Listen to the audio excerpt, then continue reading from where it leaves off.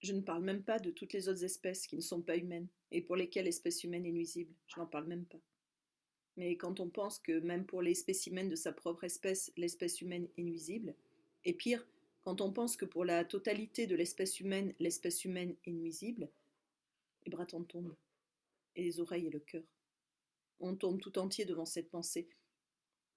Même la pensée tombe quand on y pense, quand on se le dit et se le répète.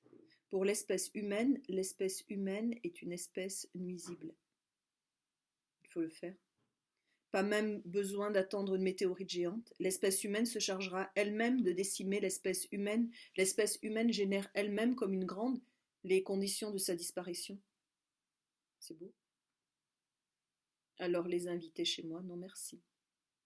De toute façon, ils ne pensent qu'à eux. Mais penser à soi, uniquement à soi, c'est suicidaire.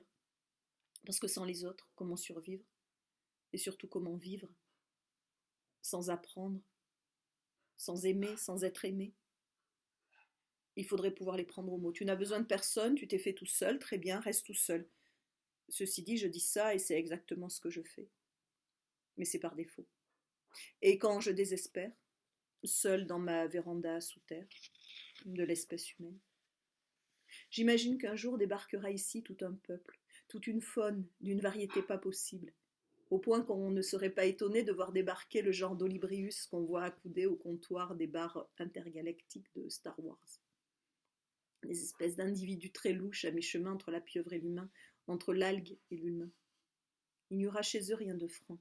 Voici ce qu'ils seront, rien que des êtres à mi-chemin, entre l'arbre et le chevreuil, entre la femme et l'anémone pulsatille, entre la rainette et l'homme, entre la fouine et le lichen, qui est lui-même à mi-chemin entre l'algue et le champignon. Ce sera si drôle et si tendre de danser avec eux. Et aucune espèce pour prendre le dessus sur l'autre, jamais. Parce que c'est là qu'est la plaie.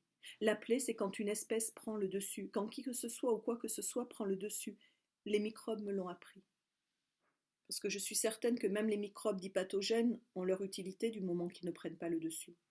Et ils ne prennent pas le dessus quand la population des microbes est variée, ce qui la rend plus forte, plus résistante. En vrai, la clé, c'est la variété. Régulons-nous les uns les autres, diraient les microbes si on pouvait traduire leur langue. Régalons-nous les uns les autres, il dirait aussi. Parce que qu'est-ce qu'ils mangent? Et qu'est-ce qu'ils boivent? Et qu'est-ce qu'ils dansent quand on y pense? Ils ne font que ça. Et ça leur réussit plutôt bien. On pourrait même dire à merveille. Surtout si l'on songe qu'ils seront encore tous là, les microbes, quand on se sera génocidé. Ils résisteront. Ils nous résisteront. Les scientifiques en donnent tous en cœur leur main au feu. Mais, tu vois, il faut croire qu'il me reste un peu de tendresse pour mon espèce. Puisque, comme tu l'as vu, je mets tout en œuvre ici pour ouvrir un jour une ferme décor, avec galeries souterraines entièrement vitrées, d'où l'on pourra observer la terre comme un ciel, avec ses constellations toujours en mouvement, le sol vivant comme un cosmos et le jardin par-dessus.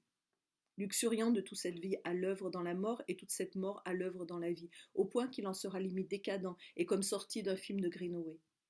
Ce n'est pas rien. Mais ce n'est pas tout. Mon corps, une fois mort, sera une leçon parmi d'autres pour les enfants qui viendront observer ma décomposition. Mon corps mort comme une leçon de vie. J'adore l'idée.